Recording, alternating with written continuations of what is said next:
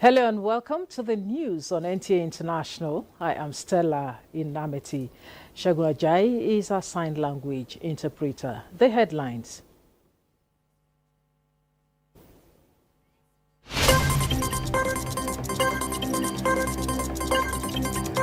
Federal government approves launch of National Identity Number Authentication Service for secure and seamless identity verification. Regional security experts converge on Abuja to scale up action against acquisition explosive devices by terrorists. Plus, all set for election of new pope as cardinals settle into accommodation for conclave at Vatican.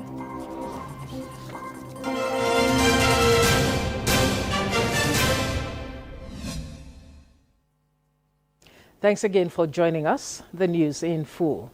The Minister of Information and National Orientation, Mohammed Idris, has commenced a comprehensive appraisal of the performance bonds he signed with heads of agencies and parastatals under his watch to fast-track delivery.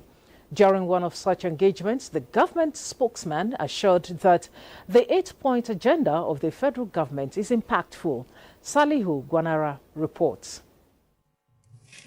Since inception, the administration of President Bola Tinubu has developed a structured agenda to achieve a renewed hope initiative by all ministries, departments, and agencies with a tracking system to ensure compliance. This tracking system is being managed by the Central Result Coordinating Unit.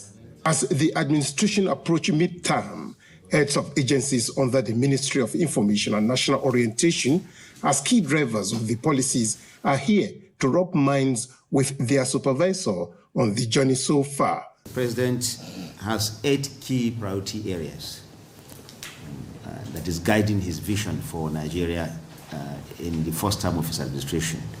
Now, we as Federal Ministry of Information and National Orientation, our job and our strategy is to design a way to enhance transparency, promote good government policies, counter misinformation, and foster national orientation in alignment with the administration's priorities. In other words, what is it that the ministry is doing to ensure that we not only enlighten Nigerians about these key elements of the president's vision, but also where there are challenges as transparently and as honestly as possible. Of course, this is what we have set out to do from the beginning, and we will continue to do that. The ministry's mandate to lead the management of the image and reputation of the people and government of Nigeria through a professional and dynamic public information system that facilitates access and feedback by citizens and the global community is on steady progress. In Abuja, Salihu Abdullahi Gwanara, NTA News. The federal government has approved the launch of the NIN Authentication Service, NINOth, for secure and seamless identity verification across ministries, departments and agencies. A statement by National Identification Management Commission's Head of Corporate Communications, Kayode Adegoke, indicates that President Bola Tinubu has directed that all government services adopt the NINOth platform as part of efforts to strengthen the national identity management system under the Renewed Hope agenda. Developed by the National Identity Management Commission, NINOth offers web, API and mobile access for real-time identity verification. The statement adds that it has advanced security features, protects user privacy and allows individuals to manage how their data is shared. Adegoke says the service will be used for processes including SIM registration, passport applications, tax filings, driver's license renewals, and access to intervention programs.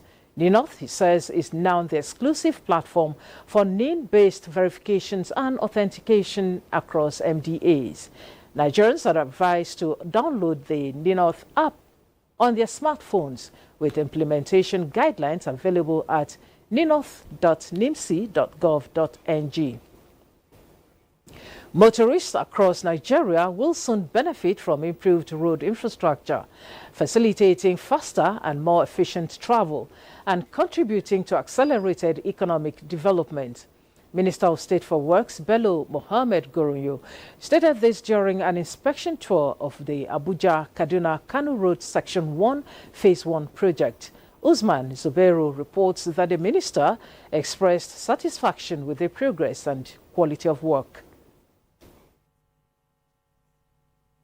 The Abuja-Kaduna road is a critical link in Nigeria's transport network.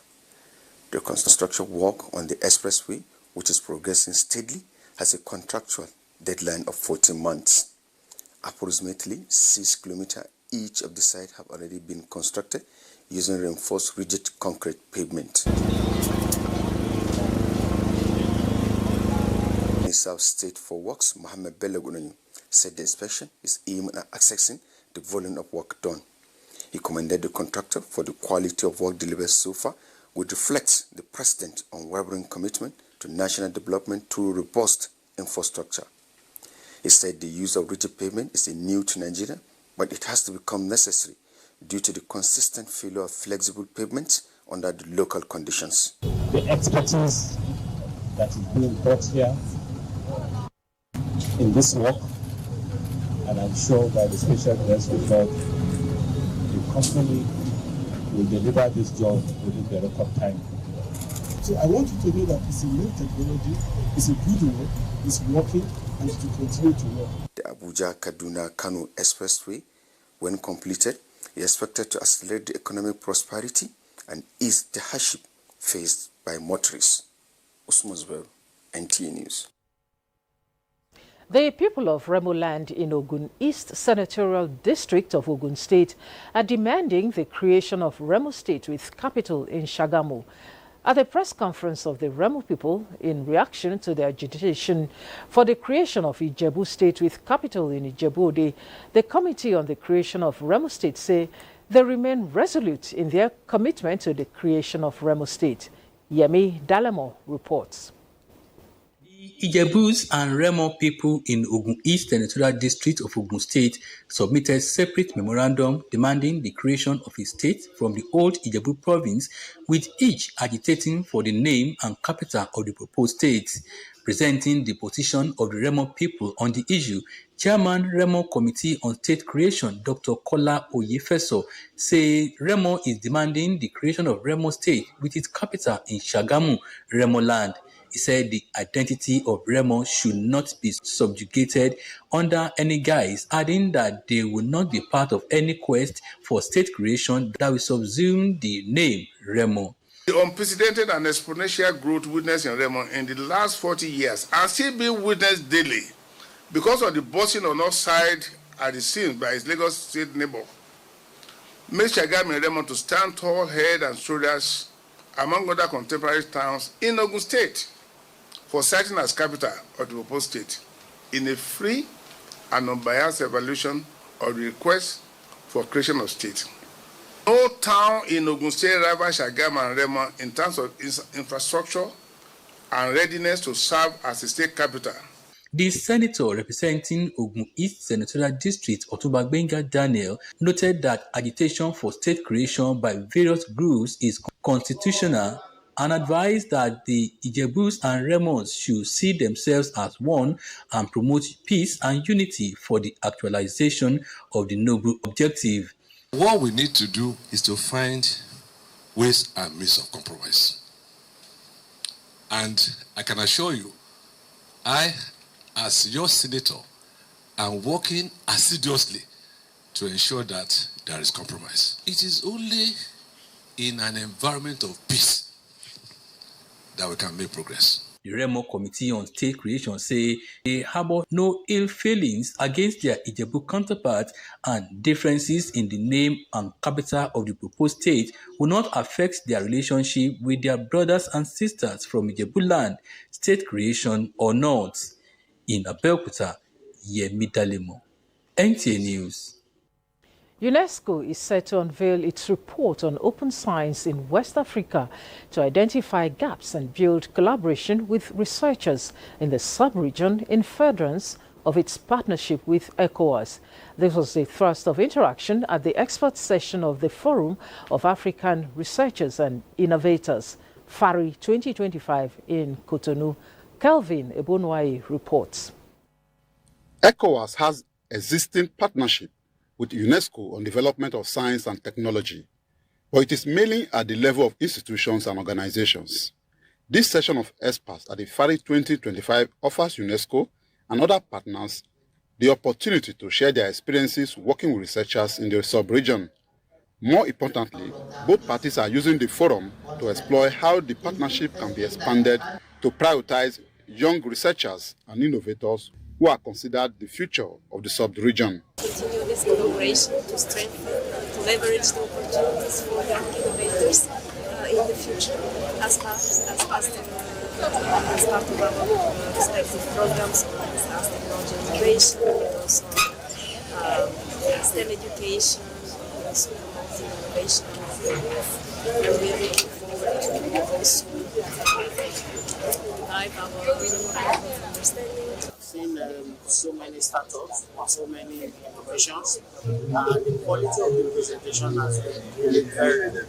And I've seen people share experiences and ideas on how best to move forward, how best to equally help the startups face their challenges.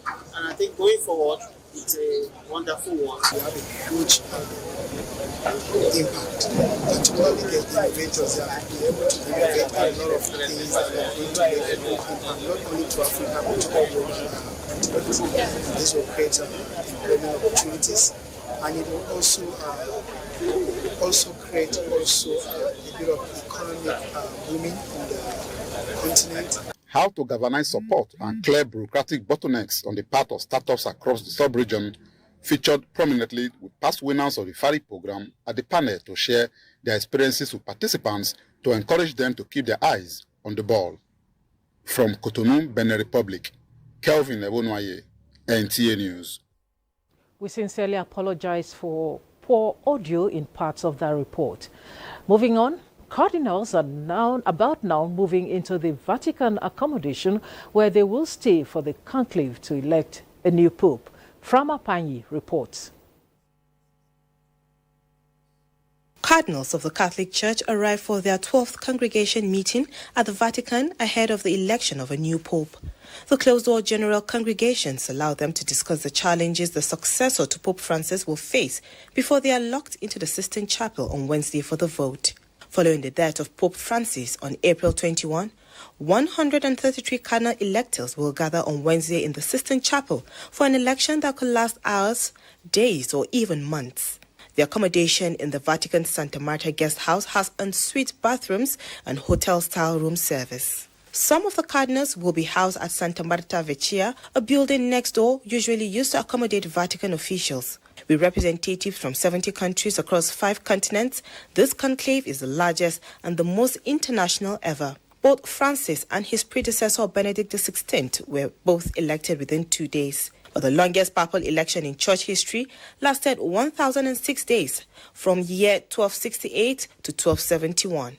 The cardinal electors, those aged under 80 and other older cardinals on Tuesday morning, began the last of their near-daily preparatory meetings for the conclave.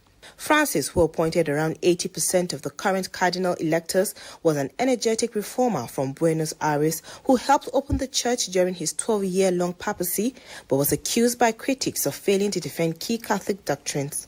The cardinals are sworn to secrecy, risking excommunication if they reveal what happens in the conclave, and are forbidden from contacting the outside world until they have a decision.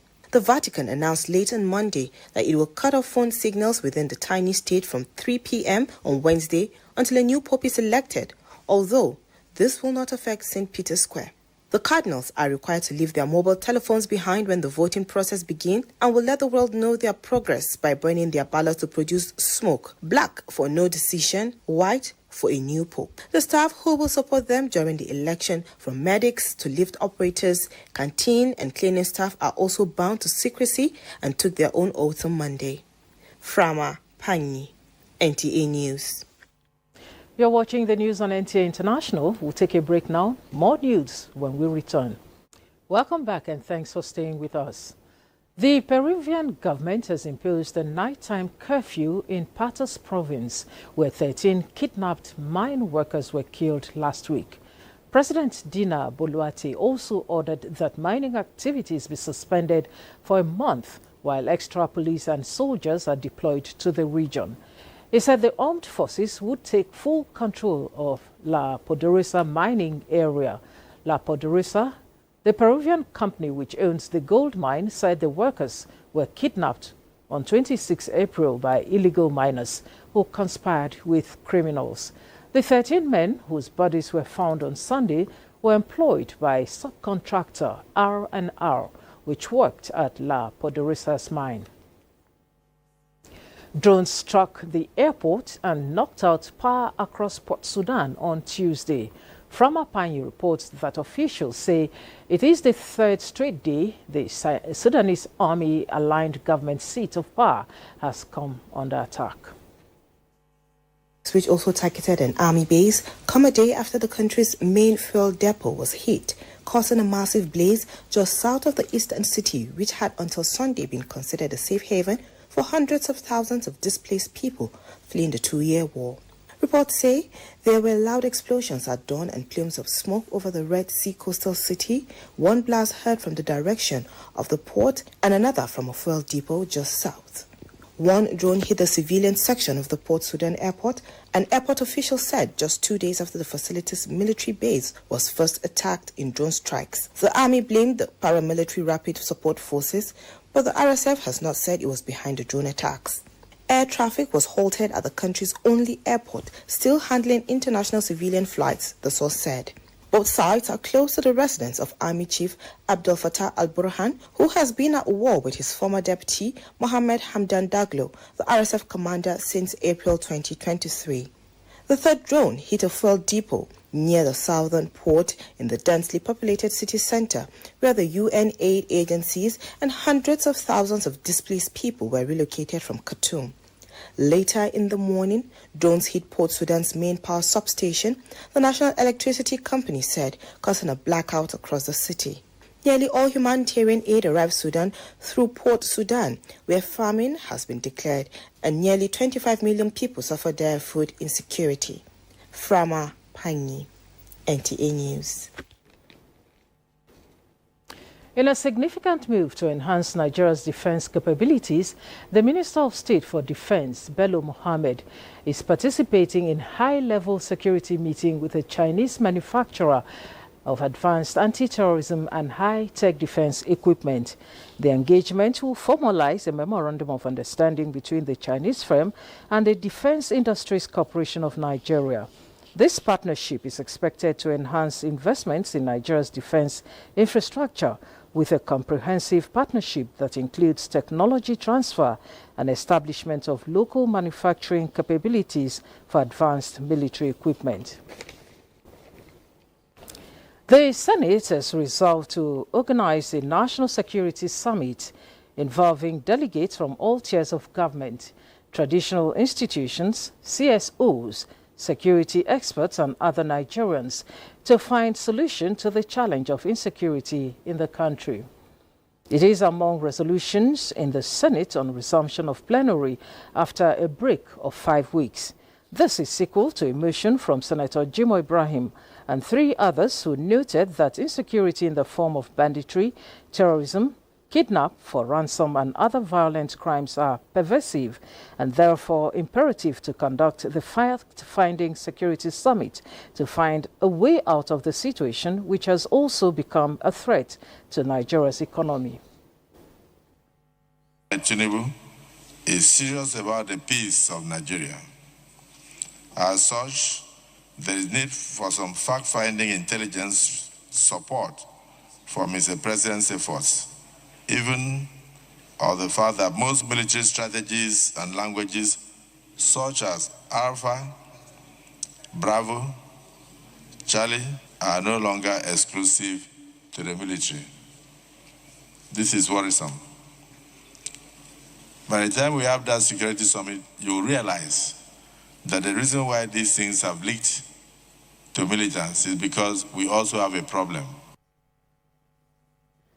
Senate has also set up an ad hoc committee chaired by the Senate leader, Opeyemi Bamidele, to oversight activities of the sole administrator in Rivers State.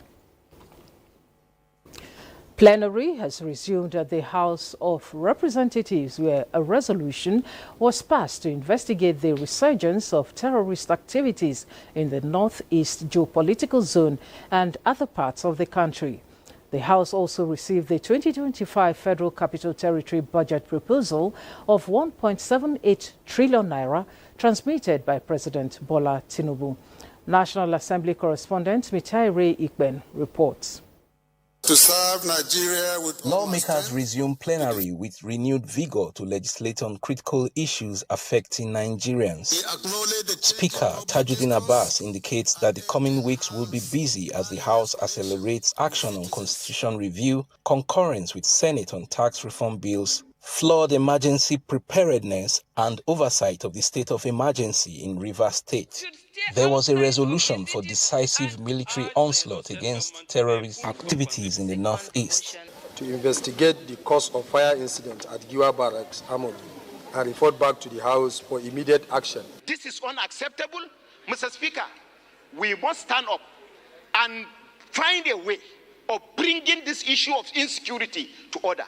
We don't have enough personnel in these communities. If you go to Kalabalge, we have a handful of them. It is the civilian JTF and the hunters and the rest that are complementing the airport. We lost so many constituents because Boko Haram is using armed drones.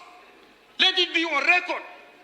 They are using armed drones, weaponized drones, which Nigerian army is not using. The House unequivocally condemns these attacks on innocent citizens. We acknowledge the need for renewed investment in security intelligence. The Federal Capital Territory's 2025 budget proposal of 1.78 trillion naira submitted by President Tinubu targets completion of ongoing projects and provision of social amenities for the territory's swelling population. The 2025 FCT budget proposal prioritizes investment in healthcare services, job creation, youth empowerment, social welfare services, education, infrastructure, as well as increasing productivity in agriculture. The House witnessed another round of defections as 6 lawmakers from Delta State announced resignation from the PDP to join the APC, while 2 Labour Party lawmakers from Enugu State also defected to the PDP. From the National Assembly, Mitaire Ikben, NTA News. The judiciary, as the third arm of government, is the final arbiter of justice, and the public perception of justice depends on the credibility of judicial officers.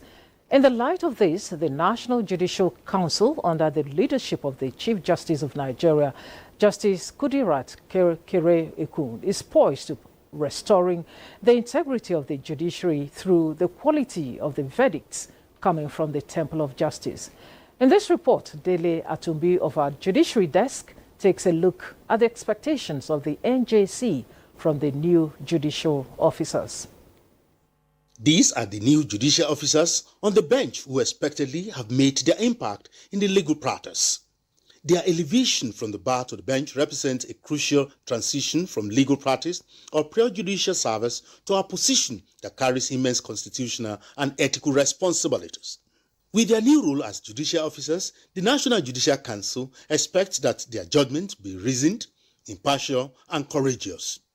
While their appointments are a testament to their merit, diligence, and demonstrable legal acumen, the office they now occupy requires more than intellect and learning. As guardians of justice and custodians of the rule of law, their new role demands wisdom, patience, integrity, sound judgment, and an unwavering commitment to the ideals of justice. Striking underscores 2 interrelated imperatives in judicial process: the need to deliver justice without undue delay, and the imperative of doing so with utmost quality, clarity, and coherence. Judicial expressions must not be reduced to mere metric or speed. This is because decisions are the quality of the decision.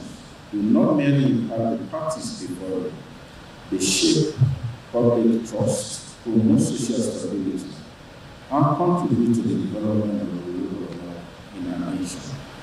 As judges of the Superior Courts of Record, they must avoid the misuse of power to grant ex parte orders, as the National Judicial Council has zero-tolerance policy where abuse is established. In Abuja, Dele Atumbi, NTA News. And this is where we end the news. Thanks for being a part of it. My name is Stella Inamiti, and our sign language interpreter, Shagun Ajayi.